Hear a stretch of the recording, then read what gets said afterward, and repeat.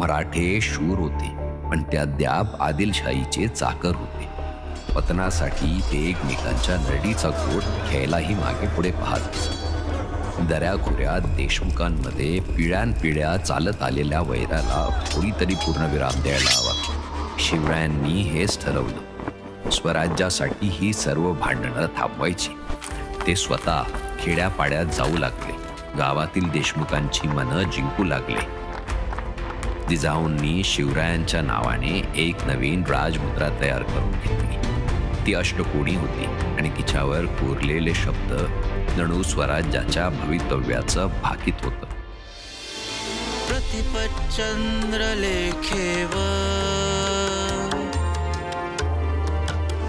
वर्धिष्णु विश्ववंदिता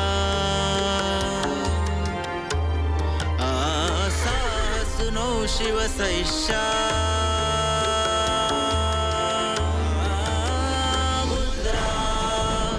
भद्राय राजते.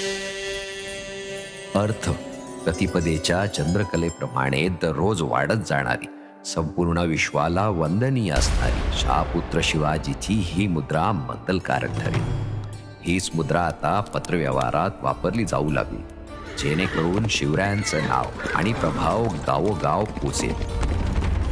मावळ खोऱ्यात फिरताना शिवराय एक एक माणूस जोडत होते. शूरवीर, मुत्सद्दी, स्वप्नवेदर. त्यांना पाहून गोरगरिबांना वाटायचं, हा कुणीतरी आपलाच आहे.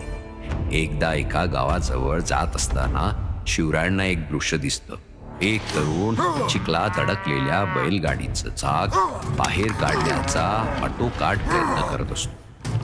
तो आपल्या दोन्ही हातांनी चाक घट्ट धरतो आणि संपूर्ण ताकद एकवटून ते चाक काढतात. शिवराय त्याच्या जवळ जातात. शाबाश रे बहादर, तुझ्या या ताकदीची स्वराज्याला गरज आहे.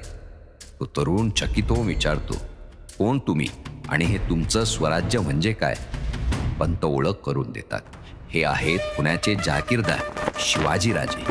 शिवराय म्हणतात, आणि स्वराज्य म्हणजे रयतेच्या हक्काचं राज्य. असं राज्य तिथे मालक रय्यत आणि राजा हा केवळ तिचा पालन करता. शिवरायांचं बोलणं ऐकून त्या तरुणाच्या अंगात स्फुरण चढतं. असं असेल तर मी आहेच तुमच्या संगतीला, सांगा काय करायचं. आणि त्या दिवशी स्वराज्यात एक शूर मावळा सामील झाला, तानाजी मालुसरे.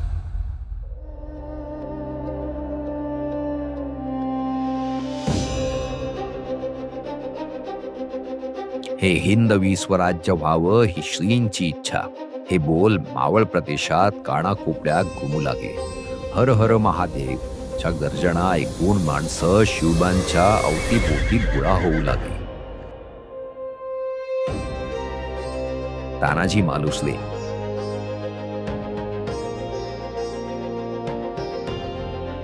यासाजी कंक, बाजी पासलकर, एक एक अनमोल रत्न शिवरायांच्या स्वराज्य स्थापनेच्या धडपडीत सहभागी होऊ लागले.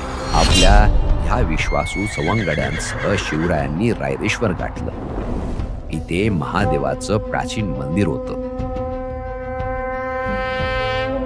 पवित्र शिवलिंगासमोर हातात बेलपत्र घेत शिवराय बोलू लागले, जय शिवशंकर, जय शंभो, त्रिशूळधारी रुद्रावतारी भोलेनाथा. तुझ्या चरणाशी आज मी हे पवित्र संकल्प करतो, स्वराज्य स्थापनेचं, स्वाभिमानाचं, धर्मरक्षणाचं.